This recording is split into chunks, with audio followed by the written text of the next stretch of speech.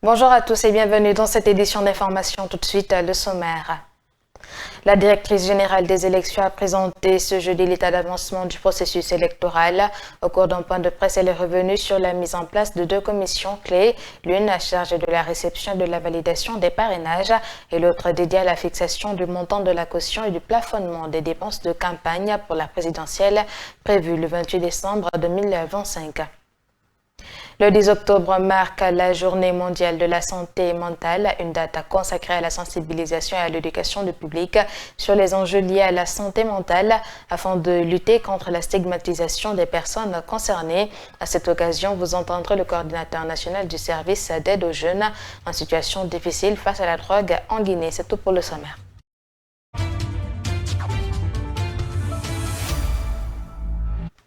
La directrice générale des élections, Diena Boutouré, a animé ce jeudi 9 octobre un point de presse au siège de la Direction générale des élections.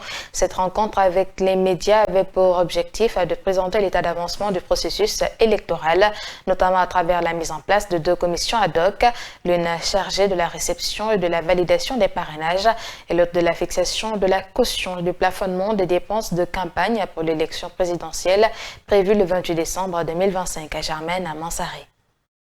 Face aux journalistes, la directrice générale des élections, Diena Boutouré, a apporté des précisions sur la collecte des parrainages, le dépôt et la clôture des candidatures, ainsi que sur le nombre de partis politiques et de candidats indépendants ayant déjà soumis leur dossier. Ce sont les 50 partis politiques qui ont déclaré sur l'honneur être candidats et qui ont tous désigné un mandataire pour appartenir aux commissions ad hoc par rapport à la réception, à la validation des parrainages, mais aussi par rapport à la commission financière qui est chargée de faire une proposition, je dis bien une proposition de caution et une proposition de plafonnement des dépenses de campagne. Sur la liste des candidatures indépendantes, nous avons reçu 16 déclarations sur l'honneur qui ont aussi désigné des mandataires. Abordant la question de la caution des candidatures, Diena Boutouré a donné des explications et les critères retenus. La caution, c'est calculé sur la base du bulletin de vote. Les frais liés à la confection des bulletins de vote, c'est ce qui est expliqué et calculé et estimé. Donc cette commission, sur cette base, fait une proposition équitable pour permettre à chaque candidat de payer une caution et de participer aux élections. Cela n'enlève à rien si quelqu'un n'a pas désigné de mandataire. Cela ne veut pas dire qu'il ne sera pas candidat. Il peut être candidat, mais seulement les décisions prises au sein de ces 2 commissions ad hoc s'appliqueront à tout candidat. La directrice générale des élections est revenue sur le rôle et les attributions de chacune des commissions récemment créées. Pour la première commission de réception et de validation des parrainages, vous savez aujourd'hui que conformément à la Constitution, les candidatures indépendantes sont permises au niveau de l'élection présidentielle, des élections législatives, des élections régionales et communales.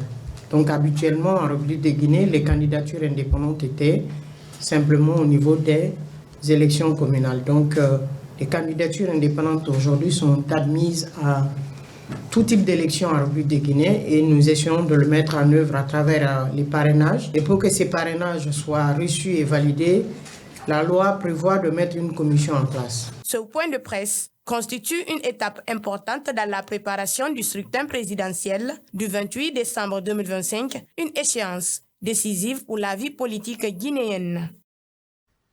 50 partis politiques et 16 candidatures indépendantes sont désormais annoncées pour l'élection présidentielle du 28 décembre 2025. À Conakry, cette publication suscite de nombreuses réactions au sein de la classe politique. Nos reporters Moussa Kamara et Mohamed Lamine Dafé ont rencontré plusieurs formations politiques. Les partis politiques et candidats indépendants désirés de participer au scrutin présidentiel sont désormais connus. Une annonce qui réjouit Jean-Marc Teliano, président du RDIG, donc le nom figure sur la liste officielle. Nous avons répondu au communiqué. La politique n'est constituée que pour conquérir au fauteuil, pour participer aux élections. Le RDG a participé à toutes les élections sur son label. Malgré son ambition pour le fauteuil présidentiel, Jean-Marc Teliano se montre prudent face à la multiplication des candidatures indépendantes. Je suis optimiste par rapport aux candidatures indépendantes. Moi, je n'avais pas voulu les candidatures indépendantes. Parce que n'importe quelle personne de l'étranger, de partout, qui ne connaît pas le paysage politique, qui n'a pas d'ancrage dans le pays, nous ne savons pas d'où viennent ces ressources.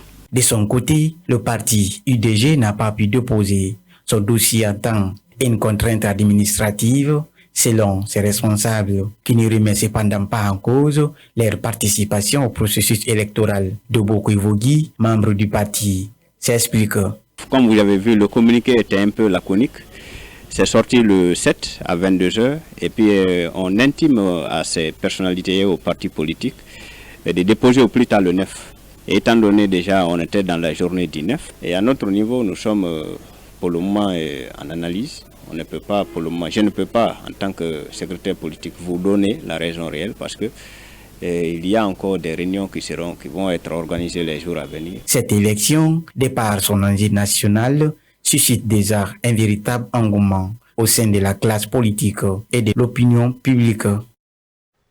Le nom de Dr Ben Youssouf Keïta est parmi les noms des candidatures indépendantes rendues publiques ce jeudi par la directrice générale de la DGE.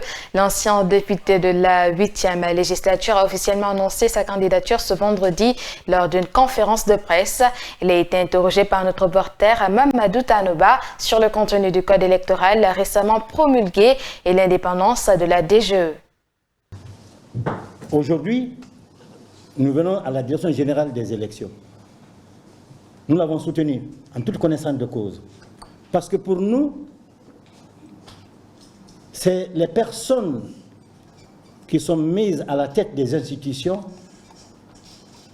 qui doivent être neutres, qui doivent être des patriotes, des personnes qui sont là pour respecter leur serment. Et comme nous connaissons tous les Guinéens entre nous, la personne qui a été nommée à la DGE, qui est Mme Touré, c'est une personne digne de confiance. Il n'y a pas un Guinéen politique qui ne connaisse pas Mme Touré. Alors, ça nous a inspiré confiance. Parce que Obama a dit qu'il faut des institutions fortes. Mais pour le moment, quand on n'a pas d'institutions fortes, il faut des personnes crédibles, des personnes neutres, des personnes justes. Madame Camara Touré est une de ces personnes. Nous faisons confiance à la DGE. Maintenant, vous avez parlé du code électoral. Vous avez vu, le code électoral vient d'être promulgué. Nous n'avons pas eu le temps de le lire, parce que nous sommes à pas de course. Mais nous aurons tout le temps de lire ce code électoral, parce que nous ne voulons pas répondre à des questions en tirant, comme on dit, au hasard. Nous n'aimons pas le hasard et nous n'aimons pas le faux. Cette information avant de poursuivre cette édition, violent incendie s'est déclaré dans la nuit du vendredi à samedi à la station-service située à proximité de la compagnie mobile d'intervention et de sécurité de COSA. Aucune perte en vie humaine, mais les dégâts matériels sont considérables. Nous y reviendrons plus en détail dans notre prochaine édition d'information. Le 10 octobre de chaque année, le monde célèbre la Journée mondiale de la santé mentale. En Guinée, cette année sera célébrée en différé par le ministère de la Santé. Mais bien avant, Yamoussa Bangoura, coordinateur national du service d'aide aux jeunes en situation difficile par la drogue en Guinée, profite pour interpeller l'État. Mohamed Lamine Dafé. Créée en 1992 par la Fédération mondiale pour la santé mentale, cette journée bénéficie du soutien de l'Organisation mondiale de la santé, OMS. Elle vise à sensibiliser, informer et mobiliser les citoyens, les décideurs et les professionnels autour des enjeux liés aux troubles mentaux. C'est à cause de tous ces objectifs que Yamoussa Bangoura, coordinateur national du service d'aide aux jeunes en situation difficile par la drogue, en Guinée appelle le gouvernement à prendre cette journée à bras-le-corps en finançant le programme de santé mentale. Cette journée sera célébrée en différé le 14. Mais nous nous sommes dit qu'il faut dès maintenant interpeller les autorités à pouvoir prendre au sérieux cette journée. et à comprendre les conséquences liées à la problématique de la santé mentale. La Guinée a un programme de santé mentale, vous comprenez, et qui a besoin aujourd'hui d'un accompagnement financier. Cet acteur de la société civile guinéenne interpelle également le gouvernement à mettre les personnes victimes des inondations de cette saison pluvieuse au centre de la célébration de cette journée, car pour lui, ces personnes ont plus besoin d'un traitement mental que de nourriture. Accompagner ces personnes pour que, victimes d'inondations, de catastrophes humanitaires, que ces personnes soient, en premier lieu, puissent bénéficier d'une aide en santé mentale, mais aussi d'une assistance psychosociale. Mais souvent, les gens, il y a l'ignorance, on comprend ça. Les gens ne parviennent pas à comprendre que cette personne, celle qui a perdu 2 à 3 personnes par exemple, n'a pas besoin, ou l'accompagnement prioritaire, c'est pas l'accompagnement alimentaire, non, ou un logement, en nourriture, non, c'est pas ça, mon frère. Cette personne, elle est affectée, soit.